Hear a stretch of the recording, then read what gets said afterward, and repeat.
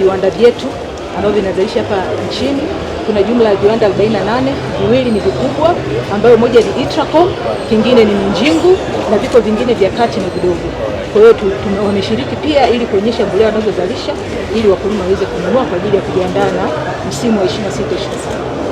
Lakini kwa sasa viwanda vyetu vya ndani vimeshajipanga. Kwa hiyo kwa vile tumeongezeka kutoka 5 mpaka 48, kwa hiyo tuna uhakika wataendelea kufikia ile capacity. Kwa hiyo kuna mahali ambapo nchi haitaagiza mbolea nje itafikia. Ndio lengo letu.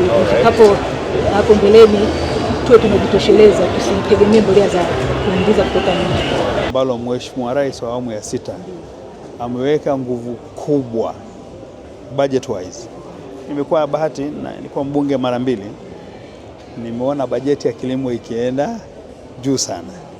Kwa hiyo mimi naomba yale maono ya Mheshimiwa Rais na serikali yake, ninyi ambao ni watendaji, serikali haiwezi kufanya bila ninyi ambao mko chini. Naombeni muwasaidie wakulima ili mwisho wa siku kila mmoja apate furaha na faida ya kuwa Mtanzania. Naomba sana mfanye hilo. Hilo ndio ombi langu kama serikali. Asante.